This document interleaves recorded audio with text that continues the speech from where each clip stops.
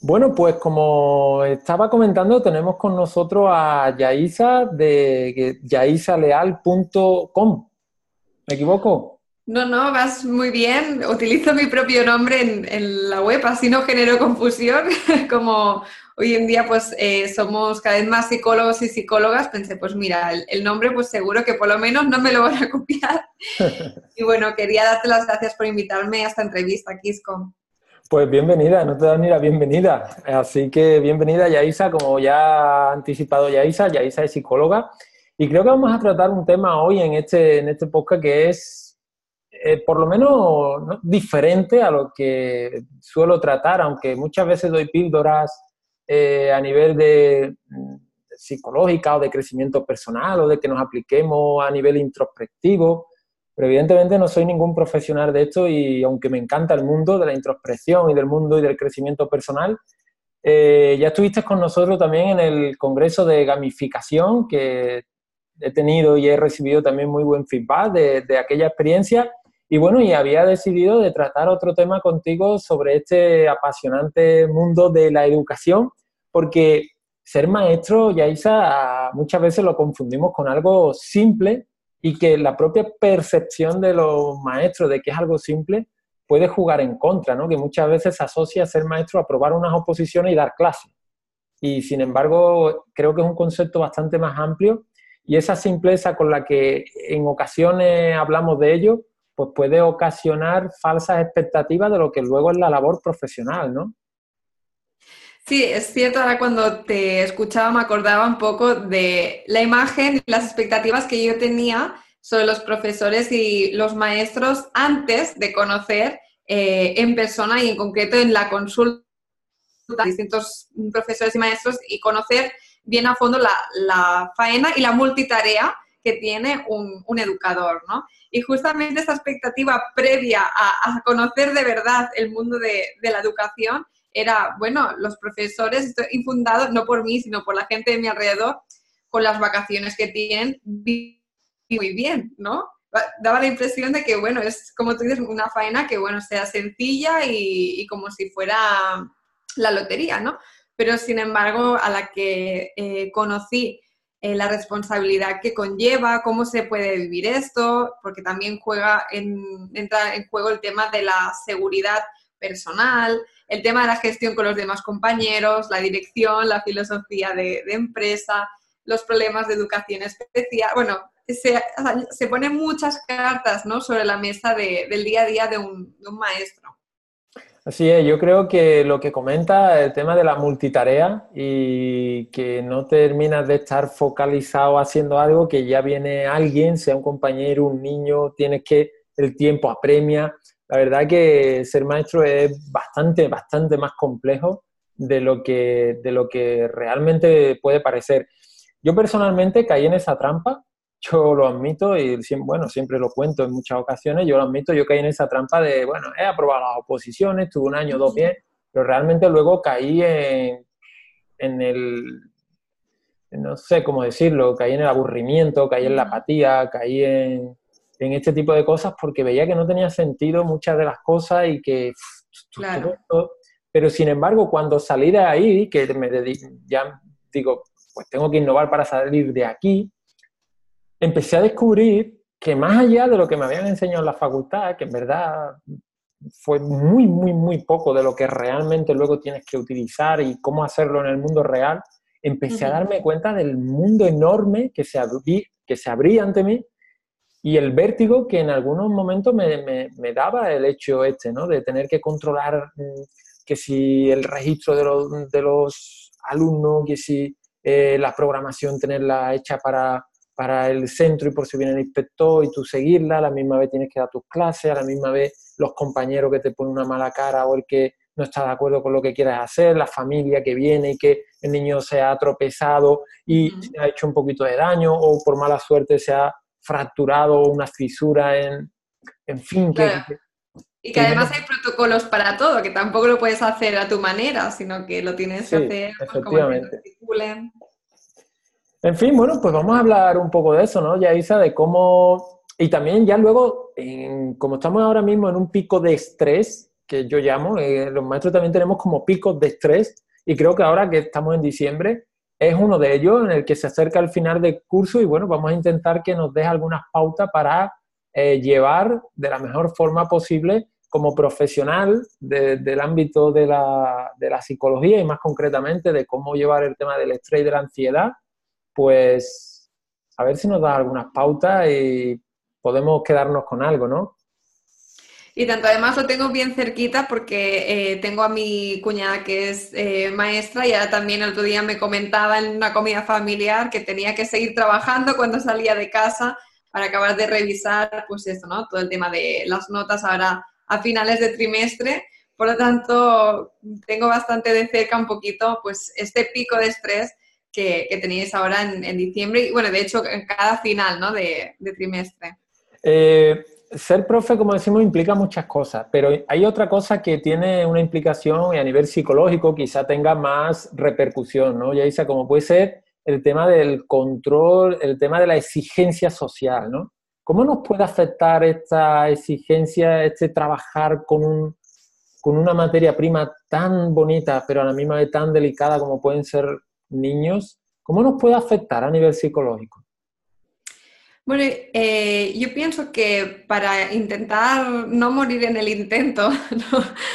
Porque a menudo, como tú estás comentando, un profesor se encuentra con presiones de distintas fuentes. Una de ellas es la que estás comentando, esta presión social, esta expectativa, ya dejando de lado la expectativa de ser profesor es fácil, muchas veces se suman otras, como por ejemplo un profesor tiene que saber siempre cómo responder ante situaciones difíciles o tiene que saber cómo manejar de la mejor manera posible, ¿no? Los niños o distintos conflictos o situaciones. Y son todas estas cosas que, como tú bien comentabas, pues no te las enseñan como mínimo de manera práctica en la profundidad en la carrera, sino que a medida que vas avanzando, además, como todo cambia constantemente, pues te vas encontrando. Luego, además, se añade el factor estresante padres, ¿no? Que también me parece, no sé qué pensarás tú, pero que en los últimos años hay más exigencia de los padres hacia los profesores. Antes era como, bueno, te dejo el niño, apáñalo, que yo tengo que trabajar y si no lo veo en todo el día mejor. Y ahora, ¿no? Me da la impresión que cada vez más padres están encima de los profesores. ¿Qué estás haciendo con mi hijo? Y esto hazlo así y esto hazlo así, ¿no? Que incluso exigen las maneras de hacer. Por lo tanto, ante tantos factores, ¿no? Y luego también la dirección que dice, bueno, no te vayas a pelear con ningún padre y tengámoslo a todos contentos. Son toda una serie de factores, he numerado 4, con los que tiene que manejar un profesor. Mi recomendación siempre potenciando, teniendo como criterio número 1 la calidad de vida y el bienestar a medio y largo plazo del niño, es que el profesor se comprometa con sus valores. Por lo tanto, si tiene que ser un poco rebelde, quedar mal, poner límites o decir ciertas, cierta recomendación, cierta indicación que en algún momento no gusta al niño, al padre o al centro, pienso que es importante tener esta valentía para poder seguir haciendo las cosas con sentido común. Porque si no, por los padres, por el centro, por los compañeros, por lo que se espera, pues vamos a ir perdiendo las cosas importantes y uno también empieza a sentirse, bueno, no, se siente tonto o mal o duda o le da rabia o se va enfadado a casa.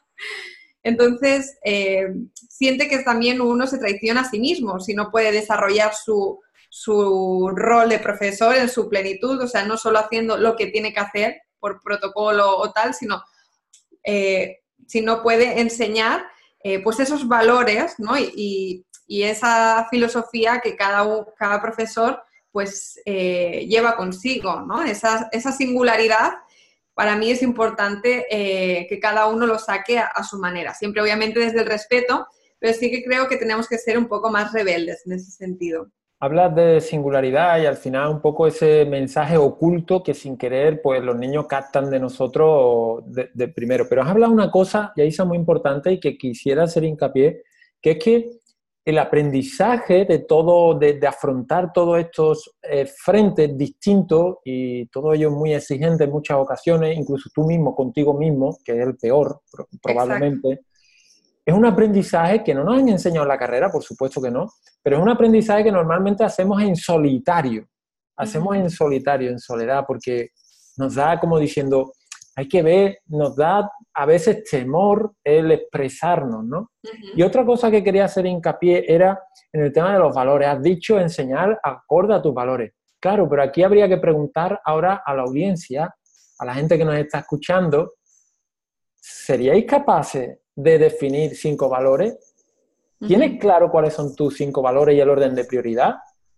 Porque eso sería, digamos, un ejercicio de introspección, ¿no? Exacto. Y es un ejercicio muy sencillo que has dicho, pero que, bueno, pues es probable que muchas de las personas que nos estén escuchando o que nos escuchen, pues no lo tengan definido. Y claro, que no es fácil sentarse a hacer ese ejercicio, ¿no? Sí, de hecho, poniendo relevancia sobre este asunto, pienso que es muy importante, igual que en varias profesiones como la de psicología, también en la de profesor, maestro, es importante también que después de la carrera, ¿no? Después de la formación formal, haya esta investigación, ¿no?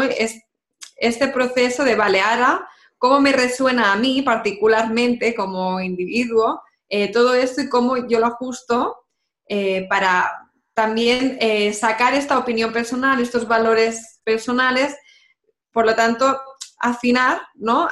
A lo que uno entiende y le da importancia por su día a día, por su utilidad y también muy unido al crecimiento personal, ¿no? Por ejemplo, para unas personas será más importante potenciar la creatividad en los niños y no importará pues que todo sea tan organizado y otra persona puede destacar, ¿no? La memorización como forma de estudio, ¿no? Entonces, bueno, depende de qué valores se quiere potenciar, es fundamental que la persona lo sepa para también ahí, ¿no? Pues ya vas a enfocar, a buscar un tipo de educación otra, un tipo de centro otro. Al final todo puede servir, pero uno tiene que saber qué prefiere y qué le es más sencillo, qué utiliza para sí mismo, cómo aprende uno, ¿no? Porque al final uno no puede dar lo que no tiene, o lo que va a dar mejor es lo que tiene integrado en su lifestyle, en su día a día, ¿no? En su manera natural de hacer, porque como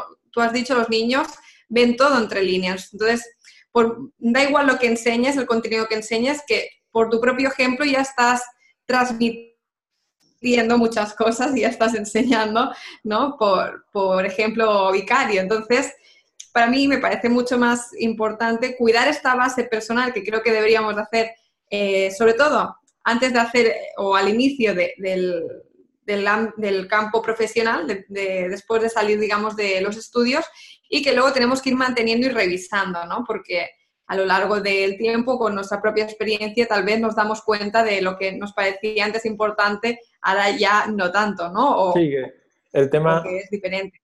El tema de los valores, ¿no? Que mucha gente piensa que los valores no cambian, pero a veces que los valores cambian, pero es que a veces hay que hacer que cambien para llegar a otro lugar, ¿no? O para apuntar claro, a otro paradigma educativo, ¿no?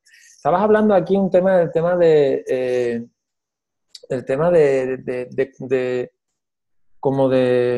perder la identidad, ¿no? El maestro de educación física normalmente es una persona inquieta y que cuando tú estás en el patio, pues rara vez incluso estamos muchas veces en solitario, en otras ocasiones pues compartimos con alguien, pero a veces el maestro en concreto de primaria también tiene que dar una tutoría y cuando se enfrenta a otra asignatura, como puede ser matemática, pues ahí ya no está solo porque tiene también el compañero del quinto B o el del quinto C. Y es verdad que, bueno, si tú no tienes claro cuáles son tus valores, pues te puedes dejar llevar, arrastrar por esas otras personas y ahondando lo mismo, porque al fin y al cabo pues hay que ceñirse al currículum, ahondando lo mismo hay muchas formas de darla. Y ese dejarte arrastrar pues puede conllevar esa pérdida de identidad y ¿podría crear esto ansiedad, Yaisa? Es decir, este ejemplo que yo te estoy poniendo, ¿podría llevar a alguien a la ansiedad? Y antes de hablar de ansiedad, qué es y si esto podría llevarnos a la ansiedad. Sí, tiene mucho sentido porque justamente cuando intento explicar qué es la ansiedad de manera práctica, siempre explico que su causa es un pensamiento distorsionado que está muy relacionado con la inseguridad, el miedo y la impotencia, pero sobre todo con una inseguridad personal, ¿no? La persona duda de su capacidad para afrontar algo. Y en esta situación que estamos comentando de identidad, si yo estoy acostumbrado a manejarme en situación, clase de educación física o patio, y de repente me sacan de mi zona de confort y tengo que hacer otras asignaturas o hablar de ciertos procesos con otros compañeros, estoy fuera de juego y aquí, como no me dé mi espacio para situarme y escoger mi propia manera de hacer dentro de este contexto y dentro de estas normas, tal vez, como tú dices, me dejo arrastrar. Si me dejo arrastrar, no estoy actuando desde mi centro. Por lo tanto, puede ser que me sienta inseguro. Si me siento inseguro, a lo mejor dudo de mi capacidad de, o por qué estoy haciendo esto, ¿es lo que quiero?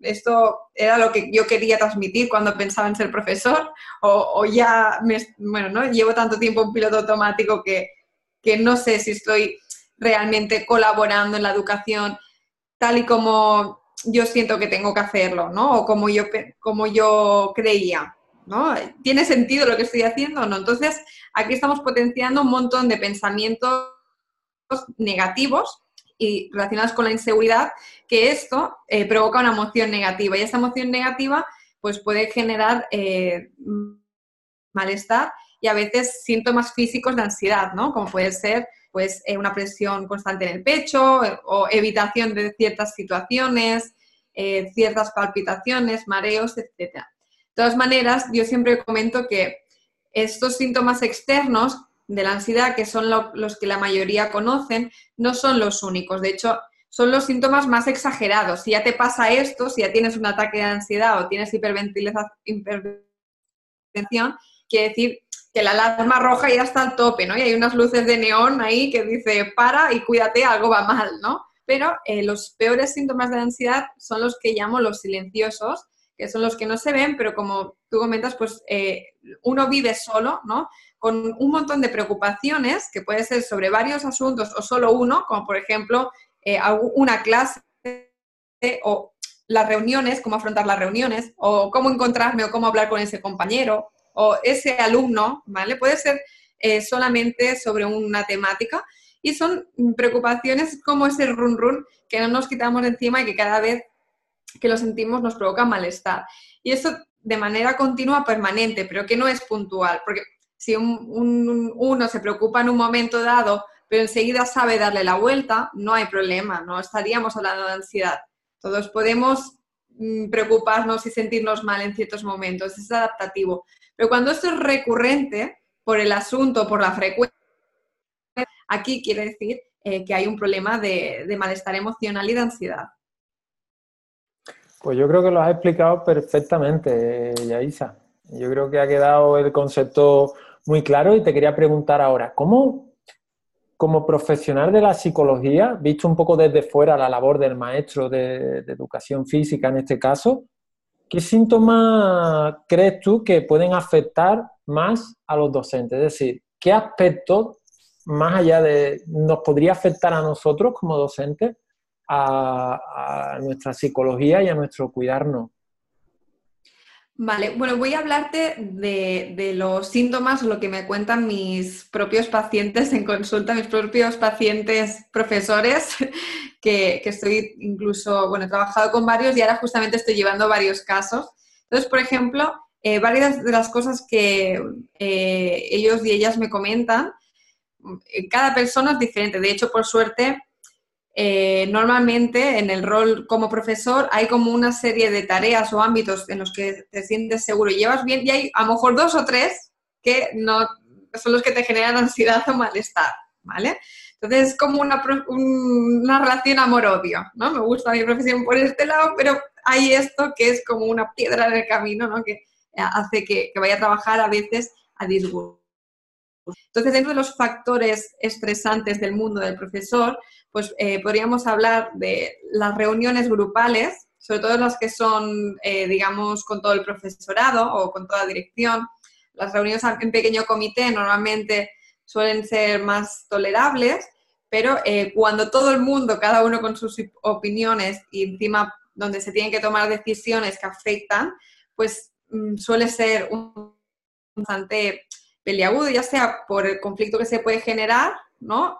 O porque hay miedo también, ¿no? A decir según qué, cuando ya sabes que hay personas que tal vez piensan lo opuesto, que no se está de acuerdo. Un poquito lo que ya vincularíamos con la filosofía también del centro educativo en el que se está trabajando, ¿no? Según los valores, como comentábamos antes, que se estén reforzando, pues también será más fácil o no llegar a ciertos acuerdos o ya sabes cómo van a funcionar los procesos, si va a haber una escucha activa o no, si va a haber luego repercusiones o no. A veces hay como miedo incluso, ¿no? Alrededor de estas asambleas. Estos serían dos factores. El factor padres es otro factor bastante importante y que yo creo que de hecho a menudo hay que saber ponerle límite, porque es esto, ¿no? Los padres están tomando un rol de yo te digo lo que tienes que hacer con mi hijo, ¿no? Y como de desvalorar la faena del profesor o culpabilizar o responsabilizar de todo, ¿no? al profesor. Luego, también pienso que, bueno, dentro de los grupos o alumnos difíciles, ¿no?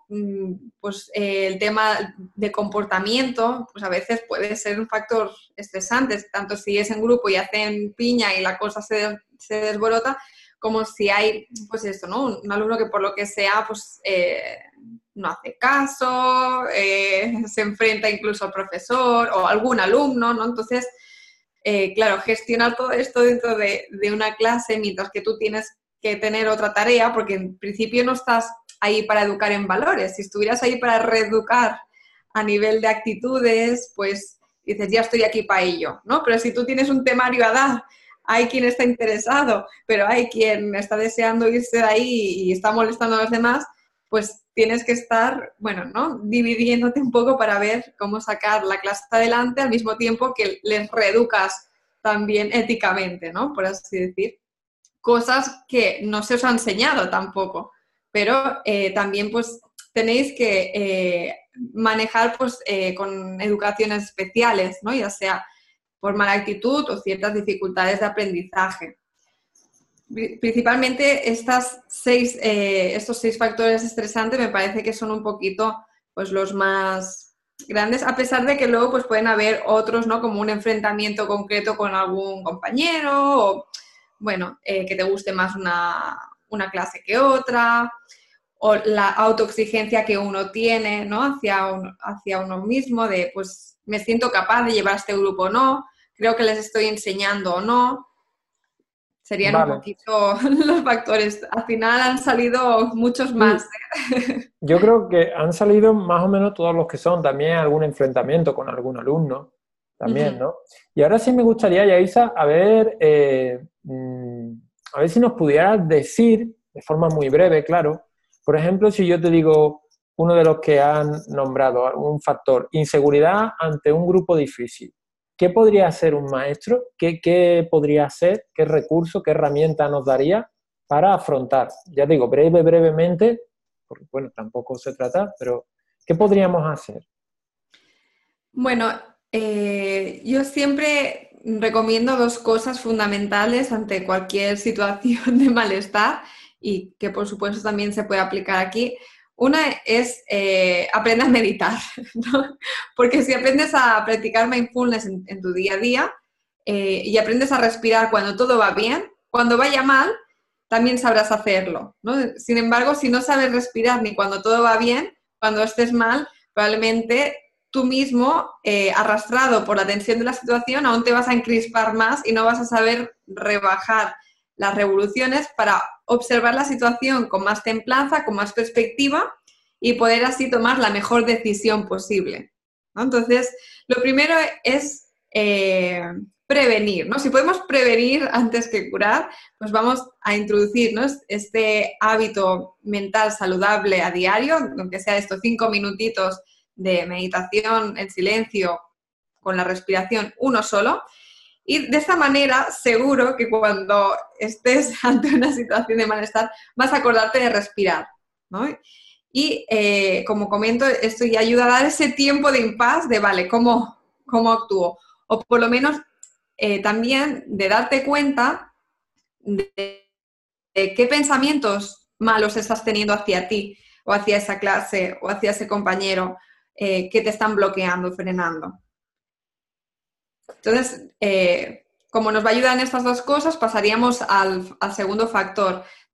Tienes que conseguir cambiar esa creencia limitante o ese pensamiento negativo en uno positivo. Vale, ¿cómo lo hacemos? ¿No? Pues yo siempre recomiendo un poquito lo que se llama el diálogo socrático, cuestionar, ¿no? Debatir, vale, no sé si estoy preparado para dar esta clase, ¿vale? ¿Por qué? ¿Por qué crees que no estás preparado? ¿Que ha habido alguna mala experiencia? ¿Que no tienes formación? ¿Que, bueno, ¿no? ¿Qué cosas son las que te inquietan? Vamos a definir muy bien ese malestar, esa inseguridad, que eso quiere decir que hay un miedo, ¿no? Detrás, vamos a analizar ese miedo para definirlo bien. Miedo a la clase no se tiene miedo a no saber poner límites con 2 alumnos, tal vez, ¿no? Siempre es algo más específico. Lo dejamos normalmente en ese lenguaje ambiguo y hace que nos montemos un verdadero cacao en la cabeza porque no sabemos definir.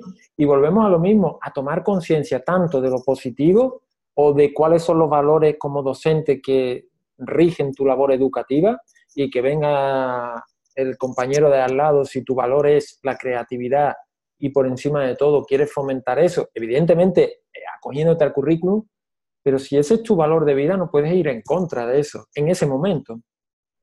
Pero volvemos a lo mismo con lo negativo. Es decir, si no somos capaces de tomar conciencia, de definir claramente qué es aquello que nos provoca ese malestar, pues probablemente siempre será la clase y la clase que es. Cuando tú entres en esa clase, cojas esa clase, te la lleves, la clase que es un niño y ese niño, ¿qué es exactamente de ese niño? Exacto. Es fundamental esto que comentas de especificar porque como toda una clase son 4 paredes, varios pupitres y sillas, una pizarra. Bueno, en nuestro caso es un patio, todo, todo por ahí. Sí. Bueno, un espacio, ¿no? Pero Sí. como tal, no es un problema. De entrada no No. nos peleamos con los espacios, ¿no? Ni con las paredes y menos con los espacios abiertos o deportivos, ¿no? Por lo tanto, es fundamental especificar qué te genera malestar de esa situación, porque con una definición específica sí que podemos encontrar una solución específica, ¿no? Entonces, esto es lo primero que vamos a hacer después de tener la buena definición. Vale, ¿hay algo que pueda hacer a nivel práctico para, por ejemplo, poner límite a estos 2 alumnos? Entonces, aquí, pues si hicieran una búsqueda en Google, ¿no? Yo siempre digo que nuestro cerebro funciona similar al de un ordenador o, por ejemplo, Internet, ¿no? Entonces, no es lo mismo decir, uy, yo no quiero hacer esa clase, ¿no? Estamos pensando como en problema y no estamos dando una información concreta. Pero si yo pienso, ¿cómo puedo poner límites en clase con un alumno? Pues la respuesta que nos va a dar Google ya es mucho más concreta. Pues lo mismo va a pasar con nuestra mente, que a partir de ahí y poniendo en protagonismo a nuestra creatividad y a nuestra resolución de problemas, vamos a empezar a pensar cosas concretas para poner esos límites a 1 o 2 alumnos. Tal vez serán los mismos o tal vez cada uno necesitará una forma diferente, ¿no? Pero aquí ya estamos potenciando la seguridad porque ya sabes algo concreto que puedes hacer y que tal vez tardarás 2 o 3 semanas en aplicarlo, lo que necesites, pero tienes un plan en marcha, hay una claridad, hay una solución, hay luz al final del túnel, ¿no? No estamos evitando un problema que se va acumulando y nos va generando cada vez más tensiones. Esto cuando se puede hacer algo, claro, pero cuando no se puede hacer, pues nos hacemos la segunda pregunta, que es, ¿cómo puedo vivir esta situación de la mejor manera posible? Si tú ya haces todo el plan, pones límites, hablas uno por separado, les pones a cada uno un rol, intentas, bueno, has movido cielo y tierra, hablas con otros compañeros de trabajo, bueno, intentas hacer todo, ¿no? Incluso de manera cooperada, y aún así hay ciertas, bueno, ciertos escapes, ciertas situaciones que todavía no funcionan, pues entonces ahí ya sí que tienes que generar un pensamiento adaptativo, que es como llamamos a los psicólogos, pues un pensamiento que aunque no sea una solución, te ayude a vivir mejor esa situación. Como por ejemplo, ya estoy haciendo todo lo posible, no depende totalmente de mí, voy a seguir haciendo lo que pueda, pero no voy a coger más responsabilidad de la que no me toque. Tal vez, a veces, en vez de hacer, tendríamos que no hacer y sentirnos tranquilos con nuestra responsabilidad y con nuestras limitaciones. Pues fíjate que un ejercicio tan sencillo como es preguntarte, no entiendo por qué, normalmente es como que le daríamos más valor a hacer una división y no nos importa hacer una división en una comida, a ver, ¿quién hace la división? Venga, todos sacamos el móvil para repartir a ver quién cuánto pagamos, por poner un ejemplo, pero qué curioso que nadie se toma 4 minutos, 1 minuto para replantearse una pregunta. No estamos acostumbrados a preguntarnos, no estamos acostumbrados a sentarnos y tomarnos como una herramienta lo que son preguntas. Sí. Y creo que, bueno, aparte de que venimos de un sistema en el que siempre nos han dicho que tenemos que hacer, ahora que estamos a la cabeza de ese sistema como docentes, también es verdad que tendremos que reflexionar mucho más sobre las cosas en lugar de, pues eso, de ponerle etiquetas ambiguas, en lugar en definitiva, se trata de tomar conciencia, ¿no? Sobre lo bueno y lo malo, y una vez que tú tomes conciencia es, ¿qué puedo hacer yo para mejorar esto? Y en caso de haberlo intentado ya, en caso de ya no tener más recursos como profesional de la educación, es lo que tú has dicho. ¿Cómo puedo yo vivir esto de otra manera? Es decir, si tengo un compañero al lado que no se quiere mover, que no quiere avanzar, que no quiere aplicar nada nuevo, que no quiere salirse del libro de texto o que no quiere salirse de las filas y a lanzar canastas y una fila interminable de niños atrás y está todo el mundo parado, ¿vale? Si ese compañero no quiere hacerlo, no quiere decir que tú también lo tengas que hacer. La pregunta aquí también que yo me hago muchas veces es, ¿por qué lo tuyo es mejor que lo que yo estoy pensando? ¿O por qué tu método, lo que tú estás haciendo es mejor que lo que yo? Convénceme tú a mí. Yo no tengo por qué convencerte. En muchas ocasiones, cuando uno quiere poner algo en marcha, llega un punto en el que al principio, pues tú, como es lo que se hace en el centro, como es lo que hace este hombre o esta mujer que lleva más tiempo aquí, pues yo lo hago, pero ya llega un punto en el que te cansas un poco de eso y dices, pues demuéstrame tú, yo no tengo que demostrarte por qué si quiero gamificar, o por qué si quiero llevar a cabo un aprendizaje cooperativo, o por qué si quiero llevar una educación física más reflexiva,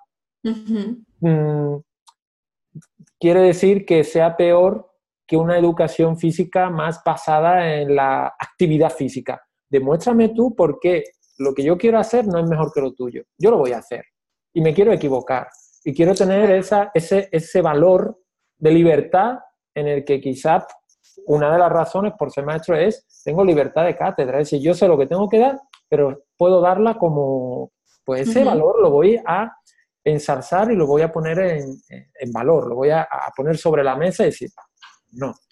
Entonces creo que el hacernos este tipo de preguntas, como tú decías, Yaisa, es súper importante, pero a la misma vez está infravalorado, ¿no?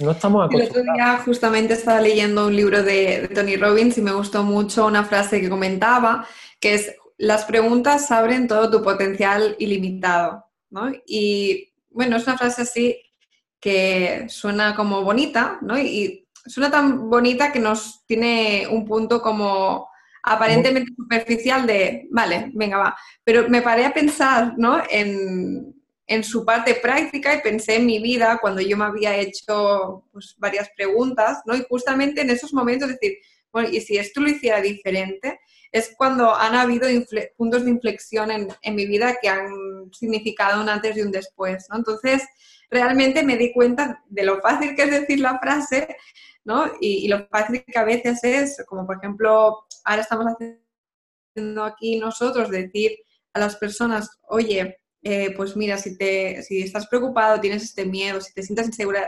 inseguro, cuestiónatelo, ¿no? O sea, lo fácil que es decirlo y lo fácil que es también recibirlo, vale, sí, ya sé lo que tengo que hacer, pero lo difícil que es llevarlo a cabo y vivir en coherencia con ello, ¿no? Entonces, Claro.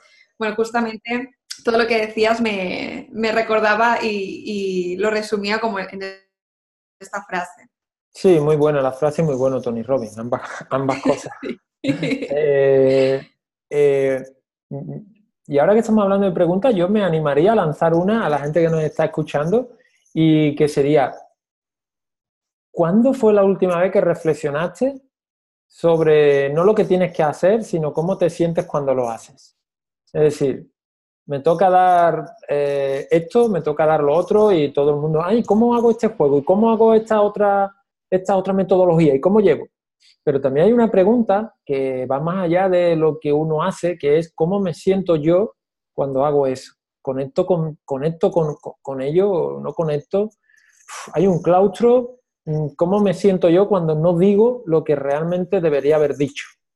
O, ¿no? Todo este tipo de preguntas que a veces olvidamos un poco en nuestra labor del día a día.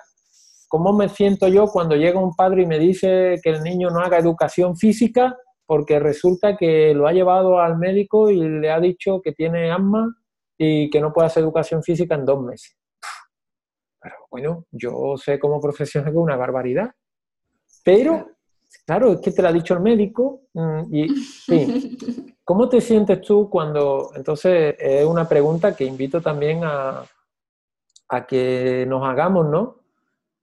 Porque, bueno, más allá de la labor profesional está súper, digamos, influenciada por nuestra labor personal. Al fin y al cabo somos personas que transmitimos y que hacemos, ¿no? Yaisa, yo creo que yo por Ya mí, les hemos dado faena. sí, yo creo que hemos dado bastantes cositas y aunque parezcan simples, pero tienen un potencial enorme, como definir, sí, esos tips, esos consejos que nos ha ido dejando, como definir cuáles son tus valores, definir qué es lo que te hace sentir bien, para repetirlo, definir qué es exactamente lo que te hace sentir mal y pues tomar conciencia de esas cosas, ¿no? Y de hacerte preguntas, creo que solamente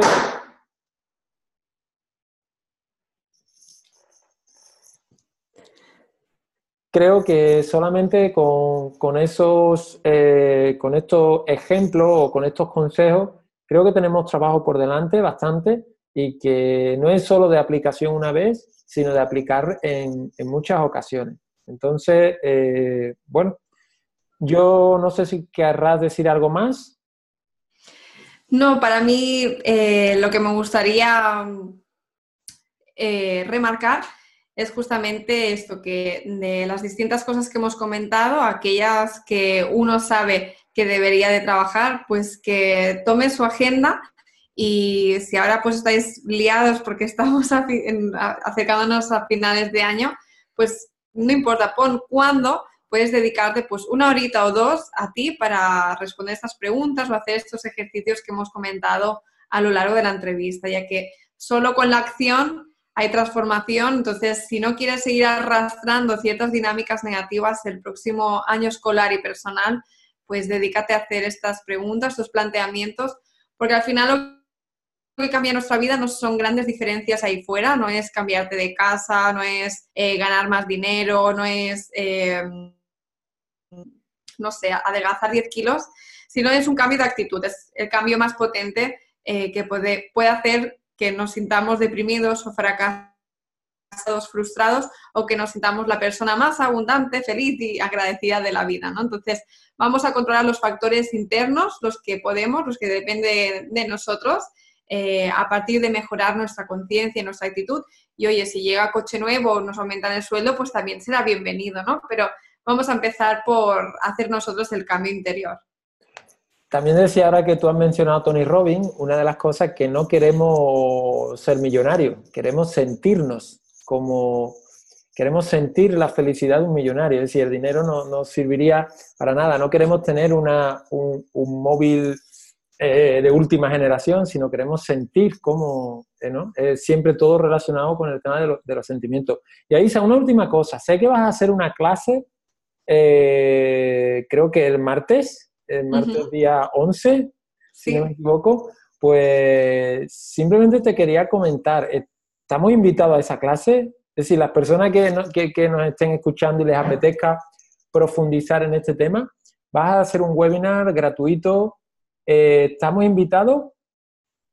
Y por la compasión del estrés que sufren los profesores, especialmente antes de finales de año, pues bueno, gracias a Quisco, pues vamos a hacer un taller gratuito el el próximo martes, día 11 a las 9, ahí a las 7, que estaba pensando en 19, a las 7 de la tarde, y vamos a tratar pues cómo poder gestionar la ansiedad en, bueno, vamos a decir, en estos últimos días antes de pasar de año, ¿vale? Y ayudarte pues, como profesor, teniendo en cuenta estas situaciones concretas que producen ansiedad dentro de la rutina y del día a día del maestro, cómo poder enfocarlo de manera distinta para suavizar estos efectos y sobre todo para acompañarte a hacer este cambio de mentalidad, ¿no? Este cambio de actitud que estábamos comentando. Así que si te apetece venirte, pues bueno, imagino que Quisco estos días vas a poner por ahí la invitación. Sí, mandaré el enlace para que se puedan apuntar y bueno, simplemente quería que eso, que aunque aquí hayas dicho tres, cuatro consejitos, quizás en tu clase, que va mucho más enfocada al tema, pues haya más contenido, haya más cosas que Sí. respondes y bueno, si alguien quería profundizar, pues Sí, en que el se pase. taller entraremos de pleno a trabajar este locus de control interno, ¿no? Cómo podemos mejorar nuestra actitud para gestionar cualquier situación que nos plantee la vida de la mejor manera posible. Y que en nuestro caso quizás muchas veces o lo estamos enfocando al tema educativo, al tema profesional, pero que luego esas técnicas, esas preguntas, esos consejos de ser consciente de tus valores, no solamente te sirven para aplicarlo en el ámbito profesional, sino en cualquier situación cotidiana, con los amigos, con la familia, en cualquier otra situación. Antepones tus valores o eres consciente de tus valores o eres consciente de aquello que te molesta del amigo y no es el amigo entero, es esta cosita del amigo, el hijo puta, y perdón, el Claro. hijo puta que es así, ya está. Y esta cosita me la hace, pero luego es un bonachón o luego es... Entonces, definir concretamente las cositas, tomar conciencia, nos va a hacer que tengamos una vida, no solo a nivel profesional, sino también a nivel personal, pues más satisfactoria, ¿no? Así que yo animo a todo el mundo, yo estaré por allí el primero a las 7 el día 11, perdón, el día 11 a las 7 de la tarde, pues estaré por allí y bueno, ahora dejaré el enlace para que podáis apuntaros en las notas del programa, ¿vale? Bueno, Yaisa, pues llegado hasta aquí, yo simplemente quería darte las gracias por compartir con nosotros, por estar aquí, por compartir tus conocimientos y por dotarnos de esta visión más profesional de lo que es la psicología, de lo que es el funcionamiento un poco de nuestra mente y cómo podemos gestionar ese estrés y esa ansiedad que, aunque no se habla mucho, sí que existe y concrece en los centros educativos y de hecho hay el burnout, ¿no? El Ujú. síndrome de quemado De quemado. y es muy frecuente en docentes y precisamente si no queremos llegar a ese nivel con cierta edad, pues lo mejor que podemos hacer es cuidarnos desde que empezamos, ¿no?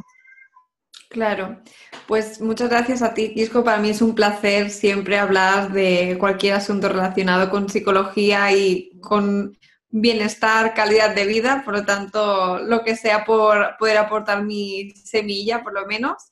Y nada, muchas gracias a ti también por el trabajo que estás haciendo y por presentar estas ocasiones también de divulgación y que ojalá que sirvan pues como una prevención para que muchos profesores no se tengan que encontrar en estas situaciones de alto estrés, de vivir ansiedad, incluso el síndrome del burnout o simplemente es eso, estar preocupándose en su tiempo libre cuando tendrían que estar pues disfrutando, jugando lo que sea o sentados o bueno, ¿no? Haciendo cualquier otra cosa que no sea preocupándose por asuntos o sus propias capacidades como profesor. Por poner un símil y ya terminar, Yaisa, sería que has hablado de la prevención y es un concepto que en el mundo de la educación física tenemos como muy del día a día, ¿no? Porque Uh -huh. realmente el tema del ejercicio físico es, al fin y al cabo, es prevenir al fin y al cabo es prevenir pues esas situaciones más desagradables. Es decir, yo no voy a ir a hacer ejercicio físico para cuando esté ya que ya estén las últimas, ¿no? Hay que prevenir y hay que llegar con un buen nivel de vida, tanto a nivel físico como también a nivel psicológico. Así que, Yaisa, un abrazo y muchas gracias por estar aquí. Muchas gracias, un abrazo. Hasta luego. Hasta luego.